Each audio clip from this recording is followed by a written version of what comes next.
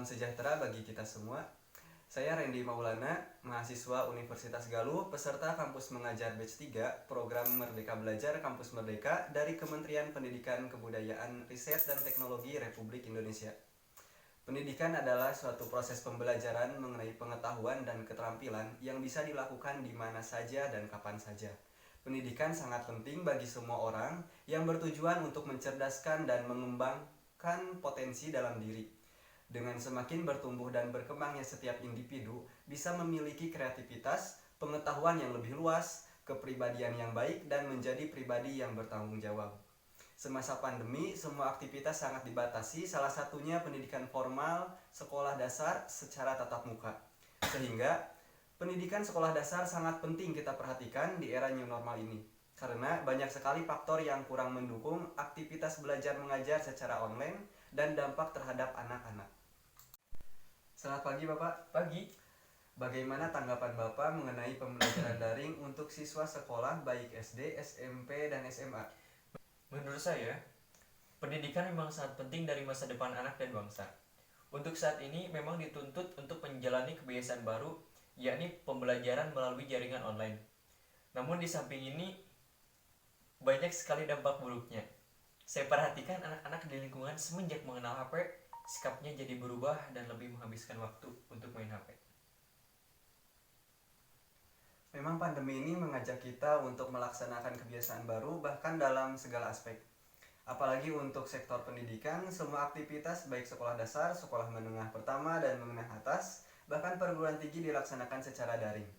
Dampak buruk seperti apa yang Bapak lihat dari anak-anak di lingkungan sekitar? Ya, yang tadinya rajin mengaji, jadi suka bolos. Tiap malam saya perhatikan anak-anak begadang untuk main game online. Sehingga saya dan masyarakat sekitar menantang anak-anak untuk menggunakan HP meskipun dengan alasan belajar online. Selama kegiatan belajar mengajar tidak ada pendampingan dari orang tua atau bagaimana Pak? Malum ya dek, kami tinggal di pedesaan, jadi kami orang tua jarang untuk mendampingi anak saat sekolah online. Karena saat bapaknya bekerja jadi buruh, petani, ada yang bekerja di luar kota, dan ibu para siswa kalau siang itu ke sawah dan ke ladang. Jadi kurang pendampingan terhadap anak.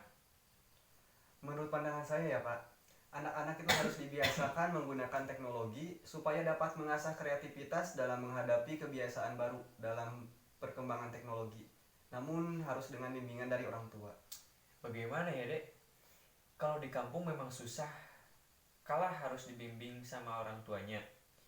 Dan kami merasa cemas kalau anak dibiasakan menggunakan handphone, bahkan dalam mengakses internet. Karena banyak sekali berita-berita yang beredar akibat kesalahan dalam penggunaan handphone.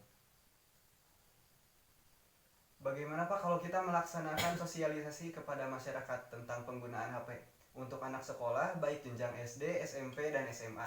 Jadi kita kasih pemahaman kepada mereka bahwa perkembangan teknologi itu akan terus berkembang sehingga menuntut kita untuk bisa beradaptasi dan berinovasi.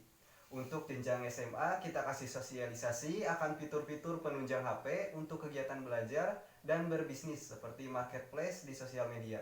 Nah, untuk anak sekolah jenjang SMP, kita melakukan sosialisasi dan pemahaman akan dampak buruk akibat kecanduan main game dan tata cara akses internet yang baik dan benar.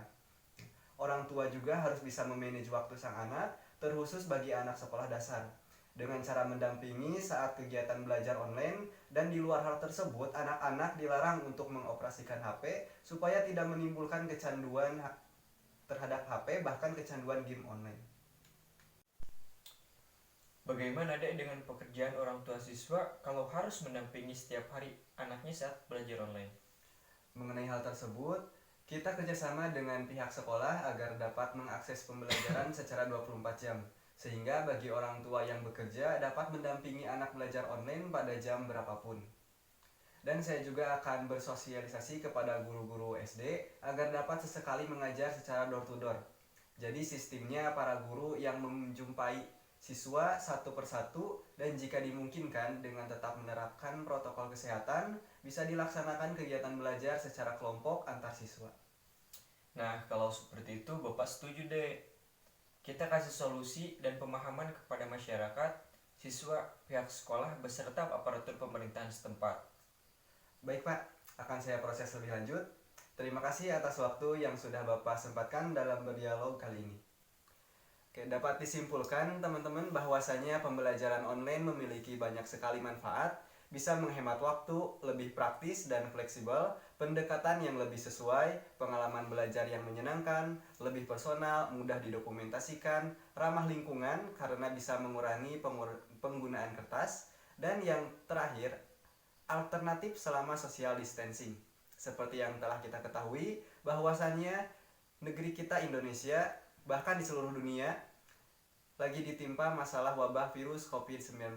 Karena wabah tersebut mengharuskan kita untuk melaksanakan kegiatan di rumah, termasuk kegiatan belajar mengajar.